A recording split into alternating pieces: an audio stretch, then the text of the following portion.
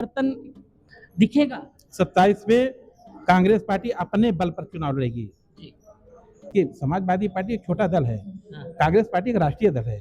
हम बंगाल में आप लोग लड़े, अकेले लड़े, तो वहां पे भारतीय जनता पार्टी आ गई, तो कहीं फिर आप लोग अकेले लड़े, उसके बाद जो है फिर कहीं ना कहीं अभी तो लोग कांग्रेस पार्टी को अपना बड़ा भाई मानेंगे, तो कांग्रेस पार्टी भी उनको छोटा भाई मानने से मुकरेगी नहीं।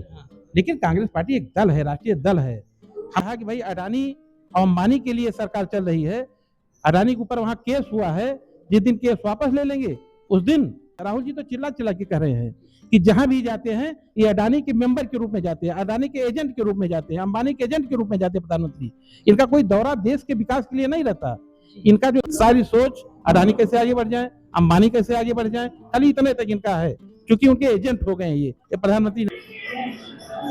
नमस्कार सभी को। इस समय हम कांग्रेस पार्टी पे बैठे हुए हैं और आज हमारे साथ जो है जिला अध्यक्ष जी मौजूद है और कहा जाता है अभी यहाँ पर दिव्य तरह से पुण्यतिथि मनाई गई है राजीव गांधी जी की। आज आप लोगों ने ये कार्यक्रम किया, तो सबसे पहले इस कार्यक्रम के माध्यम से क्या संदेश देना चाहेंगे? देखिए, आज भारतवर्ष के पूर्व प्रधानमंत्री, इस देश की बहुत ही सज्जन नेता राजीव गांधी जी की पुण्यतिथि है। सबसे पहले मैं उनको भारी मन से श्रद्धांजलि अर्पित करता हूं, अपनी तरफ से और पूरी पार्टी की तरफ से। जहां तक डीजल और पेट्रोल और गैस की बात है, यह समस्या आई नहीं है, यह समस्या बुलाई गई है। कभी कभी देश पर कोई समस्या आती है तो सदन में पक्ष विपक्ष बैठ करके बहस करके विमर्श करके उसका हल खोजते हैं, लेकिन यह समस्या बुलाई गई है।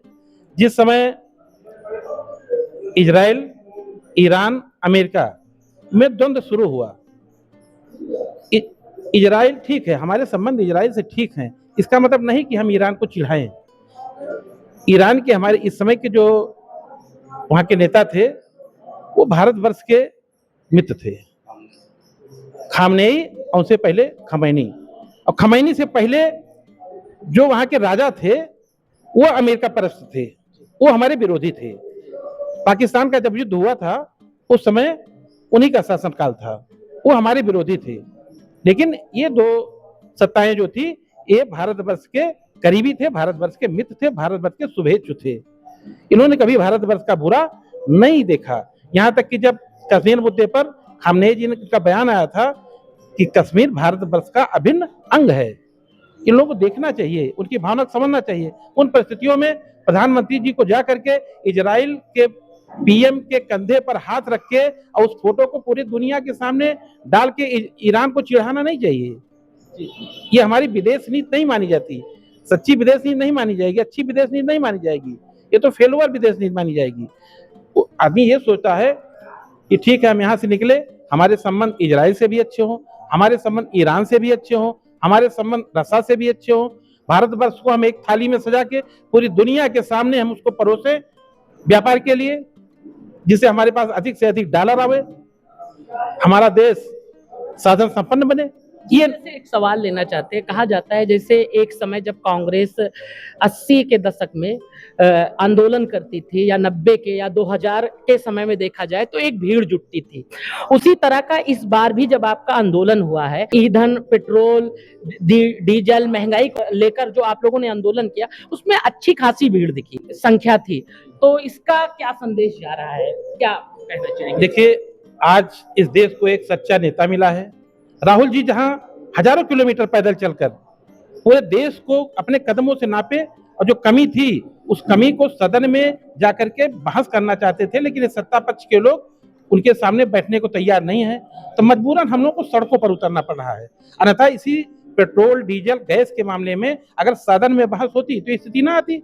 राहुल गांधी जी के सामने नेता विपक्ष हैं, उनसे बहस करना चाहिए था, मिल बैठ के इसका हल निकालना चाहिए। प्रधानमंत्री हल निकालने के तैयार नहीं है, इसलिए हम लोग को सड़कों पर उतरना पड़ा है। और जब हम सड़कों पर उतरे, इतना हमको जहां जहां से हमारी बात हुई चारों तरफ से इतना समर्थन मिला, बहुत लोग पता भी नहीं पाए।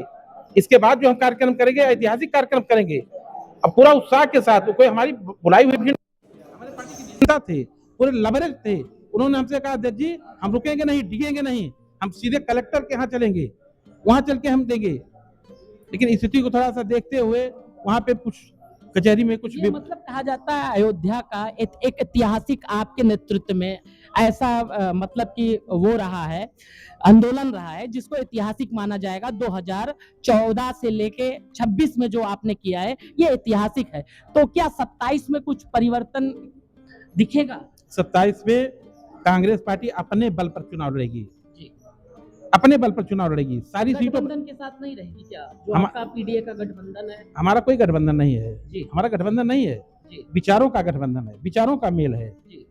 पीडीए पीडीए देखिए, समाजवादी पार्टी एक छोटा दल है, हाँ, कांग्रेस पार्टी एक राष्ट्रीय दल है। जी। हम चुनाव लड़ रहे हैं, विचारों की हमारी उनकी वो है, जी मतलब हमारे विचार एक हैं। ये नहीं कि हम उससे जो है हम गलबहिया करने जा रहे हैं। आज की तारीख में हमारी जितनी विधानसभाएं हैं, जहां मैं जाता हूं, सब लोगों का केवल एक ही आवाज है कि अध्यक्ष जी ये संदेश दीजिए कि हम अपने बल पर लड़ेंगे और सारी सीटों पर लड़ेंगे, और जब भी आप बुलाएंगे अब हजारों हजारों लोगों का करवाएंगे। कि बंगाल में आप लोग लड़े, अकेले लड़े, तो वहां पे भारतीय जनता पार्टी आ गई, तो कहीं फिर आप लोग अकेले लड़े, उसके बाद जो है फिर कहीं ना कहीं अब भारतीय ये तो जनता को सोचना चाहिए ना। ये तो जनता को सोचना चाहिए कि इस देश में 3 विचारधारा है, एक दक्षिण पंथ, एक समाजवाद और एक वामपंथ। चौथी कोई विचारधारा नहीं है। दक्षिण पंथ की पोषक भारतीय जनता पार्टी है, समाजवाद की पोषक समाजवाद उसको उस रास्ते पर चलने वाली कांग्रेस पार्टी है, और एक वामपंथियों का है जो खत्म हो चुके हैं। बाकी कोई विचारधारा नहीं है। ये छोटे छोटे जो दल हैं, ये कोई विचारधारा नहीं। हाँ, क्योंकि उत्तर प्रदेश में है, उत्तर प्रदेश में अगर वो चाहते हैं कि कांग्रेस पार्टी को अपना बड़ा भाई मानेंगे, अगर वो कांग्रेस पार्टी को अपना बड़ा भाई मानेंगे तो कांग्रेस पार्टी भी उनको छोटा भाई मानने से मुकरेगी नहीं। लेकिन कांग्रेस पार्टी एक दल है, राष्ट्रीय दल है। हम राजनीति कर रहे हैं, हमारे कार्यकर्ता हर गांव में, हर गलियों में, हर बूथ पर मजबूती के साथ डटे हैं। हमने अभी 22,000 मेंबर बनाए पूरे जिले में, 22,000 मेंबर मैंने बनाया है, जो बूथ अध्यक्ष से लेके सारे लोग हैं, मंडल अध्यक्ष, बूथ अध्यक्ष, ब्लॉक कमेटी, जिला कमेटी, शहर कमेटी, सारी बनाने के बाद 22,000 मेंबर हमारे इनरोल्ड हैं इस समय। जी, जैसे अभी राहुल गांधी ने कुछ दिन पहले एक भाषण दिया था, उस राहुल गांधी जी ने एक भाषण में कहा कि अंडानी के जितने केस विदेश में है वो वापस हो जाएंगे, और वो देखने को मिला से केस वापस हुए हैं। देखिए क्योंकि उसकी भविष्यवाणी पहले से ही जी राहुल गांधी, और वो इस समय ट्रोल भी कर रहा है सोशल मीडिया। जी राहुल गांधी जी ने जो कहा, राहुल गांधी जी पिछले 15 वर्ष से उनकी एक एक लाइन आप निकाल लीजिए, जितनी बात वो कहे होंगे उस पर आज भी वो स्टैंड करते हैं, और वो बातें सत्य होती जा रही हैं। कोई मिथ्या नहीं बात थी। उन्होंने कोरोना के बारे में कहा था, जिस समय कोरोना के बारे में उन्होंने बताया सरकार अंधी गूंगी बहरी सरकार बैठी थी, नहीं इनके समझ में आया। लाखों लोग इस देश से जो है अपनी जान को गंवा बैठे, नहीं माने। इस मामले में भी जब 15-15, 16-16 लाख करोड़ 16-16 लाख करोड़ उद्योगपतियों के पैसे माफ कर दिए जा रहे हैं, तो राहुल गांधी जी ने कहा कि भाई अडानी और अंबानी के लिए सरकार चल रही है, अडानी के ऊपर वहां केस हुआ है, जिस दिन केस वापस ले लेंगे उस दिन जी ये बैठ जाएंगे। जी भाई उनका कहना पूरी तरह से सत्य हो रहा है। राहुल जी तो चिल्ला चिल्ला के कह रहे हैं कि जहां भी जाते हैं ये अडानी के मेंबर के रूप में जाते हैं, अडानी के एजेंट के रूप में जाते हैं, अंबानी के एजेंट के रूप में जाते हैं प्रधानमंत्री। इनका कोई दौरा देश के विकास के लिए नहीं रहता। इनका जो दौरा रहता है उद्योगपतियों, खास करके 2 उद्योगपतियों के, उनके विकास के लिए रहता है, वो कितना आगे बढ़े। देश की स्थिति बहुत घातक है इस समय। आप निचले स्तर पर जाकर देखिए, किसान परेशान है। एमएसपी पर उसका गेहूं नहीं खरीदा जा रहा था। अभी हमने उस दिन डीएम को, जिलाधिकारी महोदय को हमने जो ले जाकर के ज्ञापन दिया, एमएसपी पर गेहूं नहीं खरीदा जा रहा था। बिजली पर प्रीपेड कनेक्शन ला के लगा दिए, प्रीपेड कनेक्शन लगाए, प्रीपेड जैसे वो लगाते थे 3,000 का बिल, 4,000 का बिल, गरीब के उनके जो है तुरंत आ गया 5,000 का कटने लगा।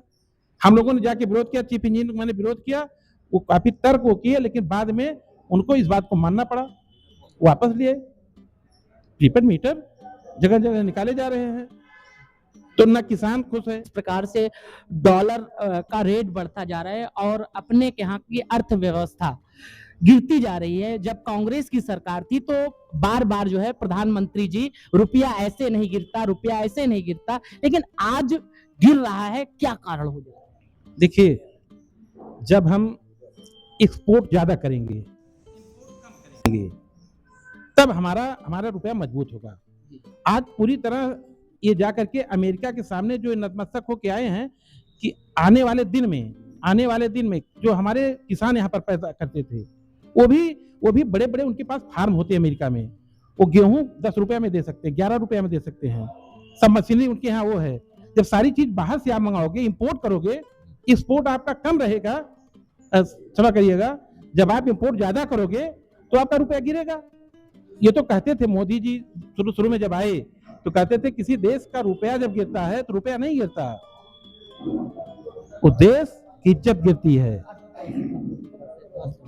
ध्वस्त होती है, अर्थव्यवस्था ध्वस्त होती है।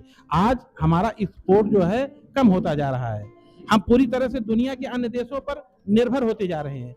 जब तक हम आत्मनिर्भर नहीं होंगे, अभी तक क्या था कि हम पेट्रोल डीजल पर आत्मनिर्भर नहीं थे, लेकिन हम तो बहुत चीजों पर अब हमारी आत्मनिर्भरता तो खत्म होती जा रही है। जैसे सोने पे रोक लगा दी और कहा कि 1 साल तक न खरीदो, क्या इससे कुछ हो सकता है?